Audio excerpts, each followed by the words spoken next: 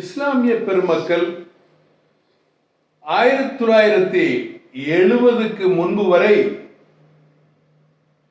சுன்னத்துல் ஜமாத்தாக ஒருங்கிணைந்த முஹம்மது நபி ஸல்லல்லாஹு அலைஹி வஸல்லம் அவர்களை பின்பற்றியவர்களாக, தொழுகை வணக்கங்களை பின்பற்றியவர்களாக இருந்தார்கள். 70ற்கு பின்னால் பல இயக்கங்கள் தோன்றி அவர்களுடைய எண்ணங்களிலே மாற்றங்களை உருவாக்கி ஹதீஸை பின்பற்றுவோம், ஏகத்துவத்தை பின்பற்றுவோம், அதை பின்பற்றுவோம், இதை பின்பற்றுவோம் என்று பல பிரிவுகளாக அதை பிரித்து இன்று இஸ்லாமிய சமுதாய இளைஞர்கள் கல்வியில் நாட்டம் இல்லாமல், தன்னை மேம்படுத்திக் கொள்ள கல்வியில் நாட்டம் இல்லாமல் பெரிய பெரிய தாடி வைத்தவர்களாக, சமுதாயத்தை வேறுபாடு செய்யக்கூடியவர்களாக, மாற்றம் அடைந்தவர்களாக, யாரெல்லாம் தவறாக நினைக்க கூடாதோ அவர்களெல்லாம் தவறாக நினைக்கக்கூடியவர்களாக இவர்களை மாற்றி இருக்கிறார்கள். அவர்களுடைய வாழ்க்கையிலே முன்னேற்றம் இல்லை, கல்வியிலே முன்னேற்றம் இல்லை,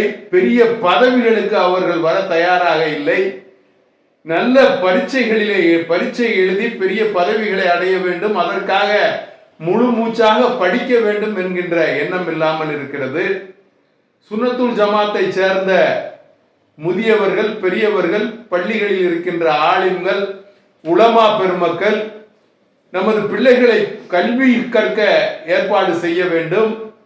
ஒருங்கிணைந்த முஹம்மது நபி ஸல்லல்லாஹு அலைஹி வஸல்லம் அவர்கள் சொல்லுகின்ற போது, வாழ்ந்த காலங்களிலே சொல்லுகின்றார்கள், கல்விக்கு முக்கியத்துவம் தந்து சைனாவிலே போய் கூட நீங்கள் கல்வியை கற்றுக்கொள்ளுங்கள், கல்வி என்பது மனிதனுக்கு மிகவும் முக்கியமானது என்று சொல்கிறார்கள். ஆகவே கல்விக்கு முக்கியத்துவம் தந்து அனைத்து மக்களையும் சமமாக கருதி, இஸ்லாம் அனைத்து மக்களையும் அனைத்து மதங்களையும் சமமாக கருதுகிறது. சமமாக கருதி வேலை வாய்ப்பை மேற்கொள்ள வேண்டும். மற்றவர்கள் இதிலே உள்ளே வந்து நம்மை பிரிப்பதற்கு முயற்சி எடுப்பார்கள். அந்த முயற்சிகளை எல்லாம் தவிர்த்து ஒன்றிணைந்தவர்களாக, இந்திய மக்களை நேசிக்கக்கூடியவர்களாக, ஜனநாயகத்தை நேசிக்கக்கூடியவர்களாக, முஹம்மது நபி ஸல்லல்லாஹு அலைஹி வஸல்லம் உலகத்திற்கே ஜனநாயகத்தை முதலில் கொண்டு வந்தவர் அவர்தான். ஆகவே அந்த ஜனநாயகத்தை மதித்து அனைத்து மக்களோடும் நல்ல கல்வியாளர்களாக, நல்ல கல்வி பயின்றவர்களாக நம் சமுதாயத்திலே உமர் புலவர் 17ஆம் நூற்றாண்டிலே வாழ்ந்தவர். அவர் சீரா புராணத்தை, முஹம்மது நபி ஸல்லல்லாஹு அலைஹி வஸல்லம் அவர்களுடைய சீரா புராணத்தை எழுதியிருக்கிறார். சதாவதானி செய்குத்தம்பி பாவலர் அவரும் அந்த சீரா புராணத்திற்கு முழுமை பெற செய்திருக்கிறார். இப்படி பல அறிஞர்கள் இஸ்லாமிலே இருந்திருக்கிறார்கள். சீதக்காதி போன்ற அறிஞர்கள் எல்லாம் இருந்திருக்கிறார்கள். இன்று கூட சீதக்காதி பெயரால் சென்னையிலே ஒரு இடமே இருக்கிறது. ஆகவே சீதக்காதி நகர் என்று அதற்கு பெயர்.